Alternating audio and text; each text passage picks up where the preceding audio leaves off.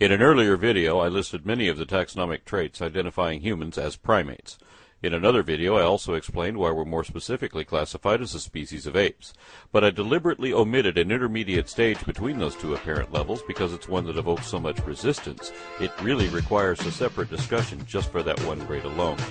Now, no one argues whether we're vertebrates or placental mammals, even though that also means we're animals. The fact that we're apes can now be verified just as easily. For a while, most people thought the word ape referred only to extant, non-humid pongans, also known as great apes. There was no consideration given to lesser apes, nor any of the many ancient apes we kept finding fossils for. Mainstream science sources are just now starting to realize that the word ape means a lot more than just chimpanzees, gorillas, and orangutans, and that it includes a few extinct hominids that are more humanoid than any of these. So there was a problem with our old method of classification, and it had to be fixed. Over the last 250 years, we've kept patching up the old 7-layer system by adding a suborder, infraorder, superfamily, subgenus, and so on, till we can't even tell how to rank the labels anymore. That's when we figured out there are no ranks, so we dropped the labels and found a new system, one that isn't so arbitrary. See, the problem with Linnaean taxonomy is that some of it is subjective. It's usually based on morphological similarity and sometimes on opinion. There's often no way to prove whether Linnaean classification was even correct because he didn't rely on the rigid set of rules that phylogenetics does. We used to say that men didn't evolve from apes, but that men and apes shared a common ancestor. Now we have a better understanding of what an ape is, and that our common ancestry actually would have been classified as such, and so should we be. This rule of monophyletic hierarchy should also apply to everything, including the race of cat people from the science fiction comedy Red Dwarf. I don't get it. Well, you know how mankind evolved from apes? Yeah, I know that. He evolved from cats. His ancestors were cats. He's descended from cats. He is a cat. Here you go, cat. Dress me. Ollie says you like these. Hey, you monkeys eat off the floor? Don't you got no style or sophistication? Oh, I'm sorry, cat. I'm sorry. You people are unbelievable. Creationists try to ridicule evolution through the implication that we came from monkeys, and those who know the difference are quick to point out that apes are not monkeys. For one thing, apes don't have tails, but there's more to it than that. For example, we can tell that a Barbary ape isn't really an ape, it's a tailless monkey. The same way we can tell a glass snake isn't really a snake, it's a legless lizard. There are so many distinctions that even if we found a snake that had legs, and we have, we'd still know it was a snake. But snakes are a subset of the order Squamata. That means lizard. If snakes evolved from lizards, do they stop being lizards at the moment they become snakes? And when exactly is that moment? It turns out that this is another confusing convention in Linnaean taxonomy, which is corrected by cladistics. Paraphyletic groups shouldn't exist in phylogenetics, nor would systematic classification permit the emergence of a new species to add another equivalent category. Instead, existing branches split into successive subsets that are each monophyletic, sharing a common line of descent from which they can diverge but never detach. This means snakes will always be a subset of lizards, and apes would still be monkeys. Talking monkeys can't exist.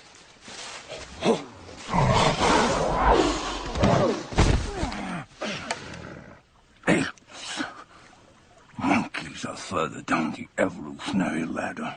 Now I've done it. I've annoyed both creationists and scientists too. But I intend to show that our old interpretations are incorrect, that not only was the ancestor of apes actually a monkey after all, but that they never stopped being monkeys, and neither did we. I intend to show that humans can be, and already are, properly classified currently both as apes and as monkeys. Well, evolution, it's come back on the cards. Mr. Charles Darwin, who looked a bit like God, which is interesting, and he wrote a book called You're a Fucking Monkey, Mate. And he played around with the title for a while. We're all fucking monkeys. You're a fucking monkey, mate. Get out of my face, you're a fucking monkey. And then he ended up calling it the origin species. For centuries, taxonomists taught us that the clan of monkeys was divided into two branches. Some primatologists prefer to say New World monkeys and Old World primates, because they don't want people to confuse apes with monkeys. They look at them as sister groups, and they consider that Old World monkeys refer only to Cercopithecidae. This is a relatively modern group, so we know apes didn't evolve from them. They certainly didn't evolve from New World monkeys either. That's a whole different lineage. So by this definition, apes are not monkeys and aren't descended from them. But polyphyletic groups wouldn't exist in an evolutionary lineage either.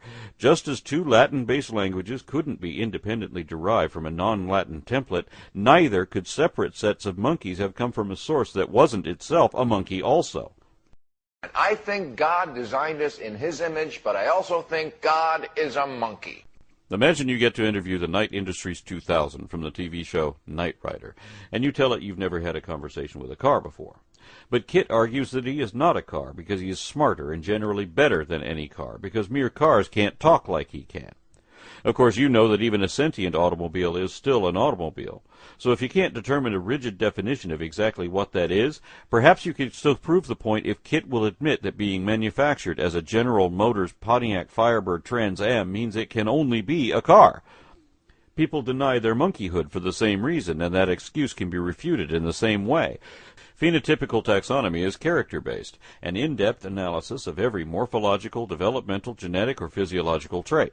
Systematic classification surpasses this by comparing these collectives to determine derived synapomorphies indicating a nested phylogeny, and that determines the clade, because phylogenetic hierarchy is the only consistent criteria for classifying diverse life forms stemming from an evolutionary lineage, and that is evidently where we came from. Ah, I see. So you mean we've traveled in time, but not in space? Listen, you semi-evolved simian, go climb a tree, will you? Don't bang your heads together, Four Eyes. No. Your monkey has got it right. You jumped forward many millions of years in time whilst retaining the same position in space. Let's start with the definition of primates and then add the traits of each successive stage from there on.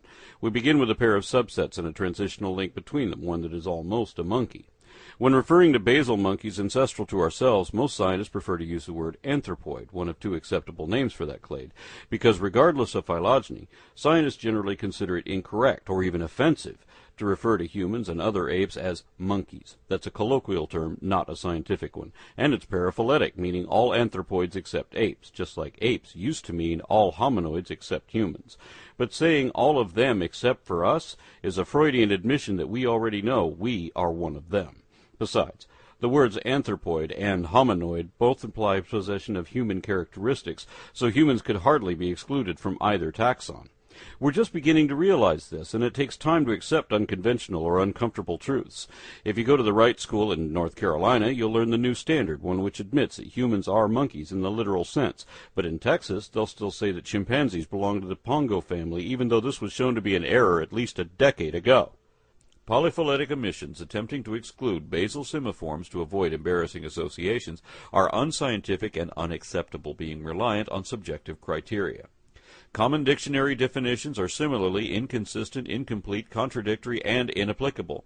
So are the absurd aspects of some layman's classifications. Obviously, we can't properly identify anything by single traits, nor can we say what something is by listing what it is not. Traits that are usually present still aren't definitive unless they are shared by all members. So the only way to properly classify anything is according to the collective characters common to everything already accepted in that category without making exceptions for certain ones. Consequently, cladistics has rendered some colloquial words like fish and reptiles virtually meaningless because they're as inconsistent with phylogeny as things that are gray. We must either assign consistent definitions or drop these words from our vocabulary of scientific terms. And it's important to note that while there are English words to distinguish apes from monkeys, other languages don't see this division. The Latin word for monkey is simian, and that is the other name of the clade to which apes and all other monkeys belong. At the root of the simian family tree is another transitional fossil, one which is universally recognized as a monkey and is described as such even by primatologists. Thus, this form represents the mother of all monkeys as well as their descendants in denial. The first division within that clade is between parapithecids, a diverse group of monkeys which are now all extinct, and the clade that remains, forming the next division. Here we have another transitional species bridging the morphological gap between the basal forms of both New World and Old World monkeys. Well, man are sort of evoluted from the Old World monkeys. Did you hear that, my friend? Old World monkey. Quite is the case. You and I aren't even descended from good American monkeys.